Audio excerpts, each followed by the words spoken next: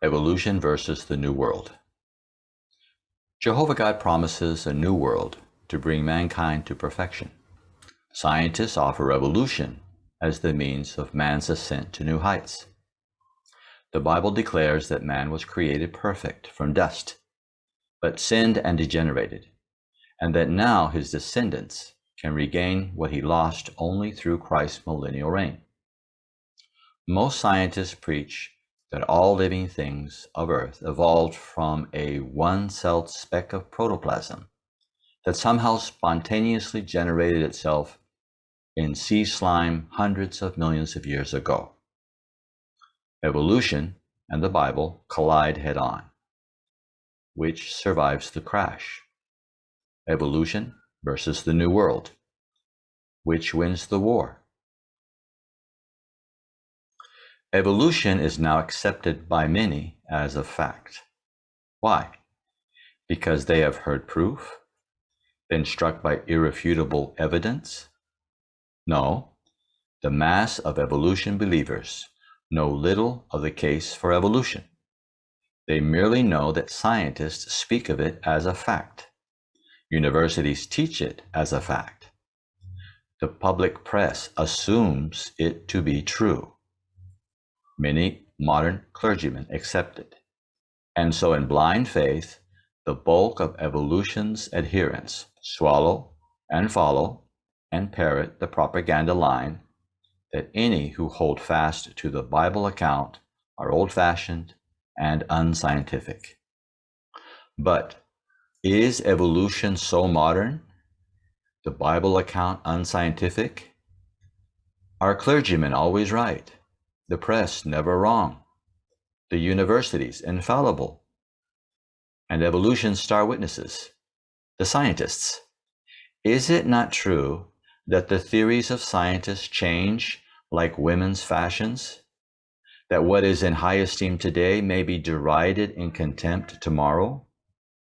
That it is seldom safe to be dogmatic on any of the changing theories of scientists? If evolution has a strong case, it should welcome examination. But when evolutionists assume their theory proved, that it is no longer debatable, that only the ignorant will attack it, when they meet opposition with a haughty air of superiority, smear the Bible, and belittle the intellect of Bible believers, does not all that make evolution's case suspect?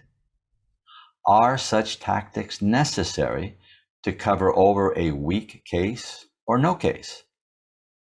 Mature and proved science does not have to erect a psychological front to ward off inquiry, does not have to smear opposition to protect its discoveries.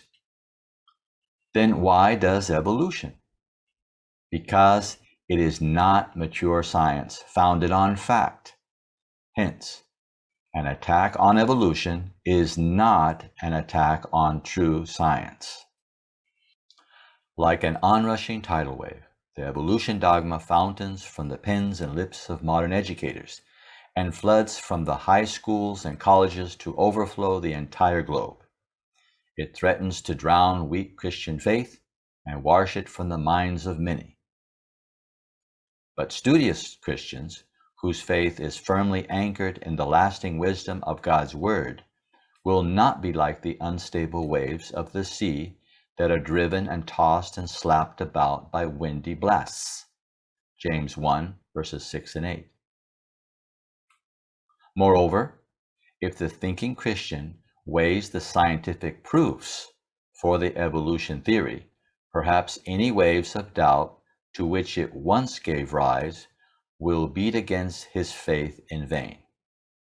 If evolution's proofs are weighed on the balances of reason, perhaps the verdict will echo an ancient one.